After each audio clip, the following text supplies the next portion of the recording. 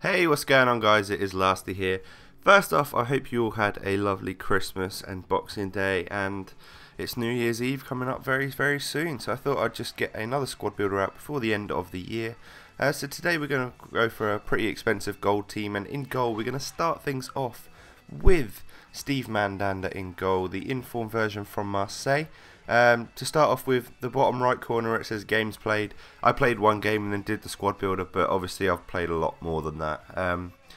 Steve Mandanda in form, 87 diving, 88 reflexes, 84 handling, 81 kicking and 86 positioning. That looks great on the card, but unfortunately I didn't think he really did much for me. Struggled to go through the clips that I've got and pick out some really like wonder saves where you would normally sort of, you know, hope that a keeper would save it. Sometimes they just went in, unfortunately. So I wouldn't really recommend him. This is our defence that we've gone for today. We've got 3 informs, Skirtle, Koscielny and Colaccini. A little bit on the slower side, should we say. I mean, Koscielny's pacey enough and stuff, but it's a little bit slower than I would like. So let's have a little look at informed Colaccini. We've got 68 pace, 83 defending and 81 heading on that card. He's 6 foot tall, which isn't the tallest centre back, but he has got 80 plus heading, which is pretty good. He is a bit of a letdown on the pace side of things though. He feels very slow to me. I don't like defenders under 70 pace, and I needed him for chemistry reasons, as you'll see further on. Laurent Koscielny in form. I've used this guy so many times. His price just keeps rising. I don't know why I don't just keep hold of one, because he's one of the early informs. He's nice and rare. But 67.5k for him. He does the job. He's nice and pacey. We like him. And then we've got Martin Skirtle here, in form this week, 70 pace, 83 defending, 84 heading. He's also 6'3", so he's a massive threat in the air. As you see, the first game I played with him, he scored with him in the bottom right there. But the clips for these defenders aren't that special, but you know, they're just what I could find. As I say, Colaccini really let this down. If it wasn't for chemistry reasons, I would have had someone more pacey in there, perhaps, like Company or someone like that. You know, someone with 70 plus pace is what I normally like. But Koscielny does the job perfectly, and then you know, Skirtle is just an absolute beast, and scores you nice headers from your corners and stuff, just because he's 6'3". And his 70 pace feels okay. He'd probably be great as like a central centre back. And thinking about it now, I really wish I had not had Mandanda, put Koscielny out wide because he's pacey, and then gone for a Premiership goalie. But these are the 2 CDMs we're using today. You might think, what the fuck are you doing, Lasty? Tevez at CDM. It actually works fantastically well. And then we've got the informed David Luiz there, who came out this week, who lots of people are playing him up at striker, and I can see why, but you know. First off, let's have a little look at Tevez.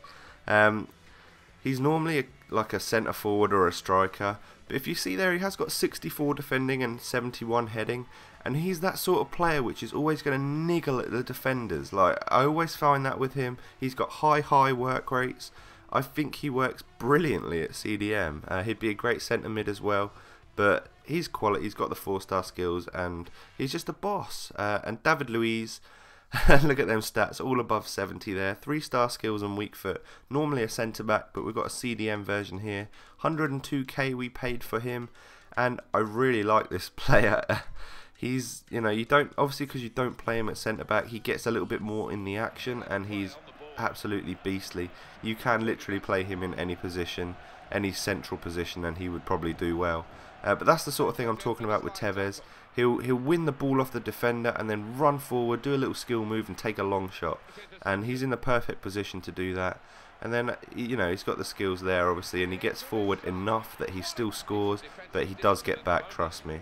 David Luiz here, he's just like, I mean, he'll lunge into tackles like that, and he's just an absolute boss. But he's got a bit of goal scoring ability there. You see Tevez wins the ball back yet again. Couple of roulettes here from David Luiz, and then a nice finish just outside the box. I must admit, in this game right here, I did put him up front because I wanted to see what everyone was going on about. And, you know, he scores some headers and stuff. And then right here, you know, we absolutely cut the defender and then roulette pass. And a lovely little finish into the bottom corner. He's great, well worth the 100k. I thought it'd be more because, you know, the hype about him. But he's not, which is fantastic. Now, we've got to the skillers of this team. This is the attacking midfielders. We've got Asaidi out on the left. We've got Inform Lamela out on the right, and then Inform Adel Taarabt as their cam. Let's first off talk about Asaidi. I would have liked to have like Nani out on this wing, but you know, Taarabt needed chemistry, so we've gone with the cheaper option. He costs four and a half grand really if you're going to buy him in the left mid position already in your formation and stuff.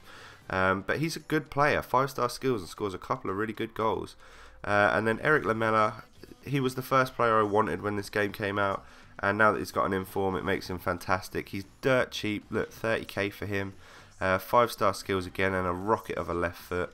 My second favourite player in the game, probably to this guy right here, Adel Taarabt, inform. 64,000 coins you'll pay, but he's got 5-star skills and weak foot. I mean, what more could you want? He's got 80 shooting and that 5-star weak foot, and then all the skills that you could ever want. He is my favourite player in this game.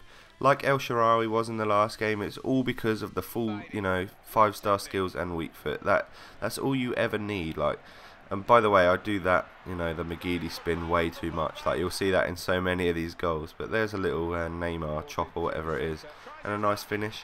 But all of my goals with Lamela, as you'll see coming up here, I think I pretty much do. That one's just a chop, but I normally just do the McGeady spin. It works so well against the defence. Like, if you look here, what is he going to do? And he just cuts in 90-degree angle, and it's just perfect. Lamela's also got some great free kick stats. This whole team have got a bunch of good free kicks. David Luiz's stats are all about in the 80s, I believe, which is, you know, obviously fairly true because he's got a rocket of a free kick, as you can see in real life. But then Taarabt here, he's got a fantastic shot. I mean, that was against a silver keeper, I believe, so it probably shouldn't have gone in.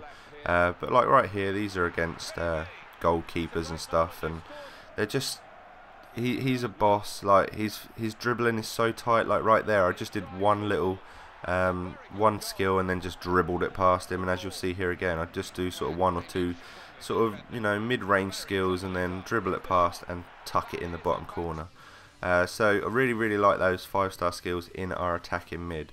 Our strikers here, we've gone with the old faithful, Balotelli and Aguero. You can't go wrong. They're just so good in this game. Balotelli has got unbelievable strength, 84 pace, 82 shooting, and 4-star skills and weak foot. I mean, you can't really ask for much more than that. He's 6'2". So he will knock the ball down to Aguero fantastically. I didn't find he did as much for me this time around using him, but I mean, goal scoring wise, but Aguero is definitely your man. You know, he's 108k you'll pay for him, and 88 pace, 91 dribbling, 84 shooting, 4-star skills and weak foot. He scores the most ridiculous near post goals all the time. He must have some crazy finishing and stuff, but this is nice strength here from Balotelli, you know, with David Luiz all over his back, to finish that past Petr Cech at his near post. He's also, obviously, because he's tall, he's going to win his fair share of headers. A nice little bit of skill here from Asaidi, and then an easy header into the back of the net. Koscielny nearly gets his goal there, but Balotelli just sticks it in because it was going wide. And then I believe I was playing some guy in the Gold Cup with a silver team, and he was all over me, and then in the 87th minute his keeper messed up there and that goal went in from quite a distance. He must have been mad, bro. But this is what I'm on about with Aguero scoring at the near post. I don't see the point in doing what you should really do and go across the goal, because if you do that, it just goes in. I don't understand it. There must be something about his finishing or his long shots which just always take it in near post. He's phenomenal on this game. Lovely little Rabona cross there from Asaidi, and that is the one time we go across goal with Aguero. Actually no, I think we've got one more which does go across goal, but you can do that all day long. Always get the goals and help you win the games. But this is the final goal, a nice little finish across the keeper that time. That is the full squad. I hope you like it. It costs 563,800 coins. Well, that's what I paid for it. But if you've liked this video, be sure to leave a comment or a thumbs up or something. I thank you for watching. Have a great new year, and I'll see you next year, guys. Peace.